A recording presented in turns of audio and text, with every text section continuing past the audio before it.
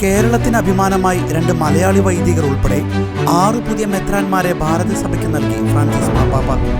മധ്യപ്രദേശിലെ ഇൻഡോർ രൂപത മെത്രാനായി father Thomas Mathew കുട്ടിമാക്കൽ, ഗാണ്ഡവ രൂപത മെത്രാനായി ഫാദർ അഗസ്റ്റിൻ മടത്തിക്കുന്നൽ എന്നിവരെയാണ് മാർപ്പാപ്പ ഇന്ന് നിയമിച്ചത്. ഫാദർ തോമസ് മാത്യു കുട്ടിമാക്കൽ 1962 ഫെബ്രുവരി 25 കോതമംഗലം രൂപതയിലെ കല്ലൂർക്കാടാണ് ജനിച്ചത്.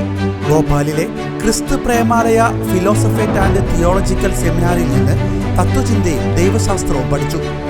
1987 നവംബർ 25 ഇൻഡോർ രൂപതയ്ക്കായി വൈദികനായി. 2021 മുതൽ ഇൻഡോർ കത്തീഡ്രൽ ദേവാലയത്തിലെ പാരിഷ് പ്രീസ്റ്റായി അദ്ദേഹം സേവനം ചെയ്തു വരികയാണ് പുതിയ നിയോഗം. ഗാണ്ഡവ രൂപതയുടെ മെത്രാനായി പരിശുദ്ധ പിതാവ് നിയമിച്ച ഫാദർ അഗസ്റ്റിൻ മടത്തിക്കുന്നേൽ 1963 ജൂലൈ 9 മാനന്തവാടി രൂപതയിലെ കൂളിവായയിൽ ജനിച്ചു. നാഗ്പൂരിലെ സെന്റ് ചാൾസ് സെമിനാരിയിൽ തത്വചിന്തയും ദൈവശാസ്ത്രവും പഠിച്ച അദ്ദേഹം 1994 ഏപ്രിൽ 18 ഗാണ്ഡവ രൂപതയ്ക്കായി വൈദികനായി. 2021 മുതൽ ഗാണ്ഡവ രൂപതയുടെ അഡ്മിനിസ്ട്രേറ്ററായി അദ്ദേഹം സേവനം ചെയ്തു വരികയാണ് മാർപ്പാപ്പയുടെ പുതിയ നിയമനം.